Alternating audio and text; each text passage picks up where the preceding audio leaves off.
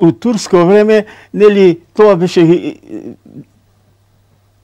начин на опходување, мислам, како помодарство, да се зборува за комити, за кој кај загинал и така натака.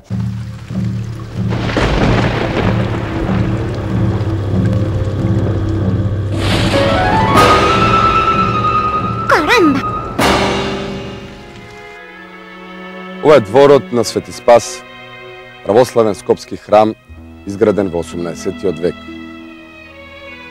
Дворот на оваа црква е исполнет со гробови. Во еден од нив почива таткото на нашата нација, Гоце Делчев. Секој народ во својата историја има еден човек кој не е ниту крал, ниту владетел, кој е едноставно човек од народот. Таквиот човек се појавува ненадејно како одговор на молитвите, да ги утеши измачените, да застане на чело на храбрите.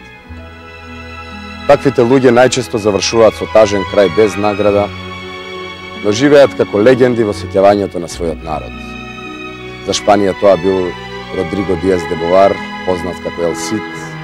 За шкотите тоа бил храброто срце Вилијам Валас. Индија го родила Ганди, мексиканците го имале Запата. Народите на Латинска Америка командантот Че Гевара, а ние во Македонија го имаме Гоце Делчев.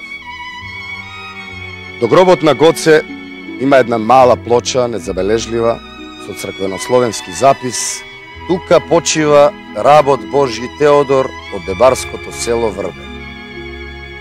Гоце ниту е роден во Скопје, ниту загинал во Скопје.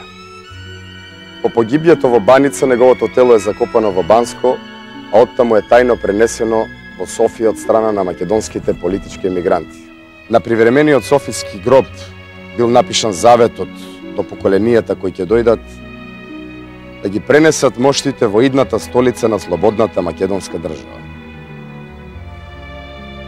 На гробот на Теодор нема завет.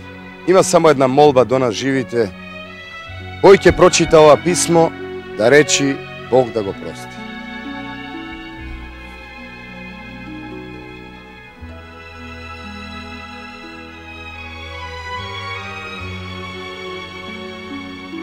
Бог да го прости. Скопје е убав и племенит град. Во него големите луѓе почиваат до малите, обичните смртници.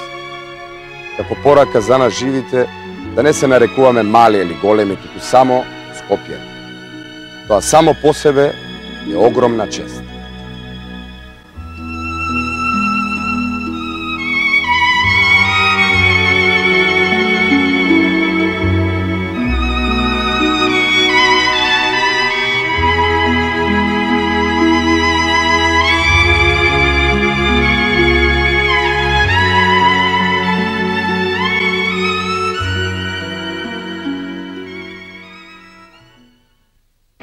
Првата декада на 20 век човештвото ја дочекало со неумерен и неодговорен оптимизам.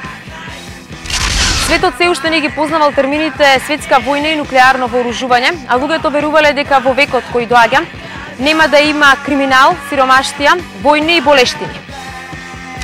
За многумина првата деценија била почеток на епохата на технологијата. Бил организиран првиот лет со цепелин. Во Париз било отворено париското метро, а во Русија била изградена транссибирска железница.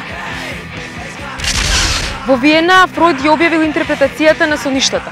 Во Њујорк била одржана првата изложба на автомобили, а Кодак го направил рачниот фотоапарат. А што правеле Скопје и Скопјани? На почетокот на 20 век, како што можевме да забележиме, а и на крајот на 20 век, Скопје се обидува да стане дел од таа брза, страстна лудница наречена Запад. Олана яптырдым, аседа душек, олана яптырдым, аседа душек, ачан kalkmış sabahleyin sıçılmış eşek, ne güzel olan yalancı çoban. Açan kalkmış sabahleyin sıçılmış eşek, ne güzel olan yalancı çoban. Bu böyle.